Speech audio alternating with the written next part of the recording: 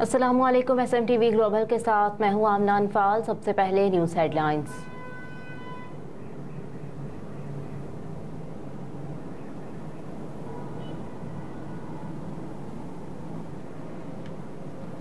Justice काजी फाइज ईसा का जड़ावाला का दौरा, सानहे के मुतासरीन से मुलाकात की। जस्टिस काजी फाइज ईसा ने जड़ावाला में क्रिश्चियन कॉलोनी का दौरा किया, जहां उन्होंने सानहे के मुतासरीन, मकानात और गिरजाघरों की सूरत हाल का जायजा लिया। जस्टिस काजी फाइज ईसा ने जड़ावाला के मुतासरीन से भी मुलाकात की, जबकि इस मौके पर उनकी अहलिया भी उनके हमरा थी। जस्टिस काजी फाइज ईसा ने डिप्टी कमिश्नर पर नाराजगी का इजहार करते हुए कहा कि वाक़े को 3 रोज गुजर गए लेकिन मुतासरा गलियां साफ नहीं की गई। नामजद चीफ जस्टिस ने डिप्टी कमिश्नर को क्रिश्चियन कॉलोनी की गलियां फौरी साफ कराने की भी हिदायत दी। जस्टिस काजी फाइज ईसा ने दानिश स्कूल में मुतासरीन से मुलाकात की, जिसके बाद वो रवाना हो गए।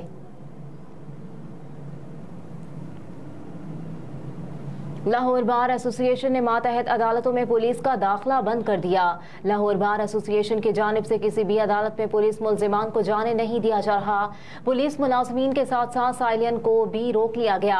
सदर लाहौर बार राना इंतजार हुसैन ने 2 रोज कबल वकला के इजलास की सदारत से खिताब करते हुए कहा था, अगर वकला के खिलाफ छापा मार कार्रवाइयां ना रोकी गई तो किसी पुलिस एहलकारों को अदालत में दाखिल नहीं होने देंगे।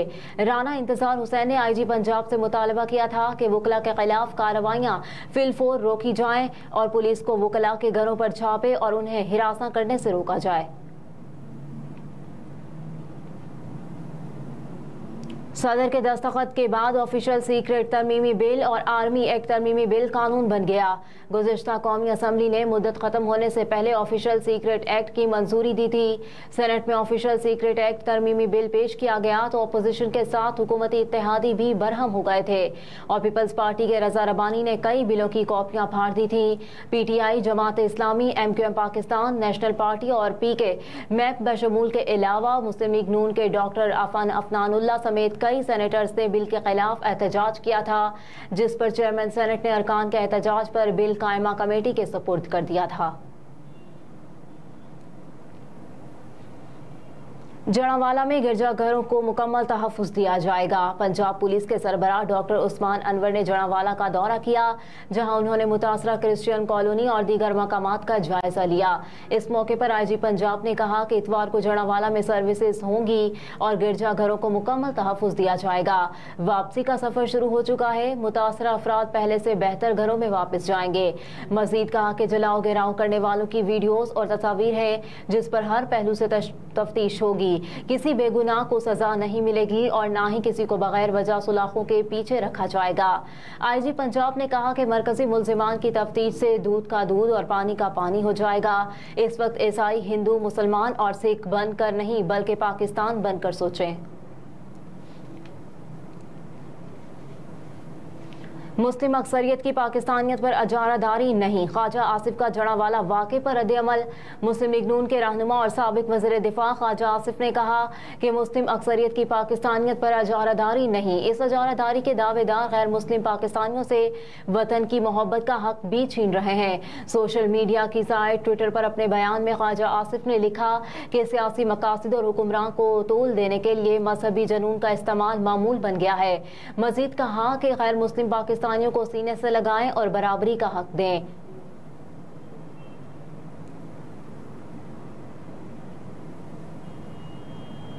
खदशा है शोहर को अटक जेल में जहर ना दे दिया जाए। बुशरा बीबी का सेक्रेटरी दाखिला पंजाब को खत। सेक्रेटरी दाखिला पंजाब के नाम लिखे गए खत में बुशरा बीबी ने कहा कि अदालत ने मेरे शोहर को अडियाला जेल रावलपिंडी मुंतकली की हिदायत की थी। बगैर किसी जवाब के मेरे शोहर को अटक जेल में कैद कर रखा है। कानून के मुताबिक मेरे शोहर को अडियाला जेल मुंतकिल किया जाए। खत में कहा गया कि मेरे शोहर साबिक वज़ीर आज़म पाकिस्तान है। वो ऑक्सफोर्ड के ग्रेजुएट और कौमी क्रिकेट टीम के साबिक कप्तान है। वो जिन ओहदों पर फाइज रहे हैं इस हिसाब से सहूलियात अटक जेल में मुयस्सर नहीं है। अटक जेल में बुनियादी सहूलियात तक मुयस्सर नहीं जो मेरे शोहर के ओहदे के मुताबिक हो। खत में मजीद कहा गया कि मेरे शोहर पर 2 बार कातिलाना हमले हो चुके हैं, जिनके मुल्जिमान ताहाल गिरफ्तार नहीं हुए। मेरे शोहर की जान को ताहाल खतरा है। खदशा है कि उन्हें अटक जेल में जहर ना दे दिया जाए। इसलिए साबिक वज़ीर आज़म होने के नाते मेरे शोहर को घर के खाने की इजाज़त दी जाए। जेल कवानीन के मुताबिक 48 घंटे में तमाम सहूलियात देनी थी, जो 12 दिन बाद नहीं मिली।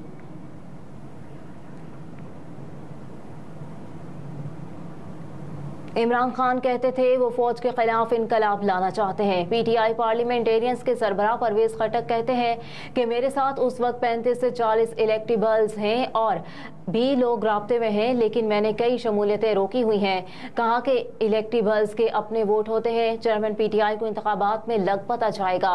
परवेज खटक ने कहा कि फरवरी में इलेक्शन हर हालत में हो जाने चाहिए। अगर मामला अदालतों में गया तो इंतखाबात फरवरी से भी आगे जा सकते हैं। मजीद बोले कि चेयरमैन पीटीआई इस्लामाबाद में बैठकर पूरे मुल्क को चलाना चाहते थे। वो कहते थे कि वो फौज के खिलाफ इनकलाब लाना चाहते हैं।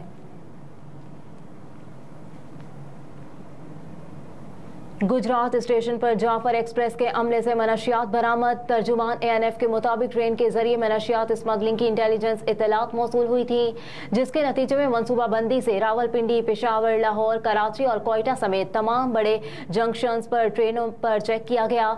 इस दौरान जाफर एक्सप्रेस में गुजरात जंक्शन के मकाम पर भी चेकिंग की गई। तर्जुमान के मुताबिक दौरान कार्रवाई जाफर एक्सप्रेस के गार्ड इंचार्ज और असिस्टेंट एग्जामिन्स इलेक्ट्रिक की तलाशी ली गई, जिनकी सरकारी पेटी से 4 किलो चर्स और 2 किलो अफ्यून बरामद की गई। तर्जुमान ने बताया कि मुलजिमान मनशियात रावलपिंडी से जैकबाबाद स्मगल करने की कोशिश कर रहे थे। वाक़े के बाद तमाम बड़े जंक्शंस और ट्रेनों की निगरानी मजीद सख्त कर दी गई। एएनएफ तर्जुमान ने बताया है कि दोनों मुलजिमान रावलपिंडी के रिहायशी हैं और उनके खिलाफ मुकदमा दर्ज कर लिया गया है।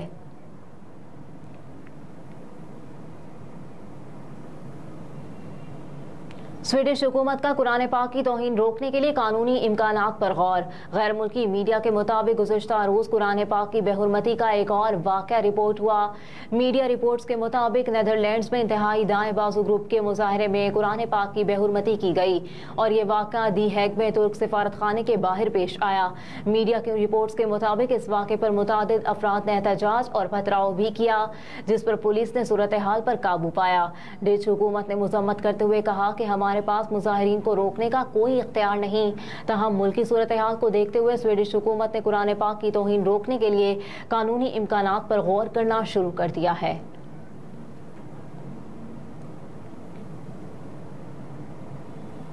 और डेवलपर्स ने वर्ल्ड कप की 4 सेमीफाइनलिस्ट टीमों की पेशगोई कर दी। हैरानकुन तौर पर पाकिस्तान शामिल नहीं। वनडे क्रिकेट वर्ल्ड कप रवा बरस भारत में 5 अक्टूबर से खेला जाएगा। इवेंट का इफ्तिताही मैच 2019 वर्ल्ड कप की फाइनलिस्ट इंग्लैंड और न्यूजीलैंड की टीमों के दरमियान होगा। टूर्नामेंट में 10 टीमें शिरकत करेंगी और हर टीम 2019 के फॉर्मेट की तरह 9 मैचेस खेलेगी और सबसे ज्यादा पॉइंट्स हासिल करने वाली 4 टीमें सेमीफाइनल में आमने सामने होंगी। पाकिस्तानी टीम इवेंट में अपना पहला मैच 6 अक्टूबर को नीदरलैंड के खिलाफ, जबकि दूसरा मैच श्रीलंका के खिलाफ 10 अक्टूबर को खेलेगी। हेडलाइंस आपने जानी। न्यूज़ स्टूडियो से फिलवक्त इतना ही। आप देखते रहिए SMTV ग्लोबल।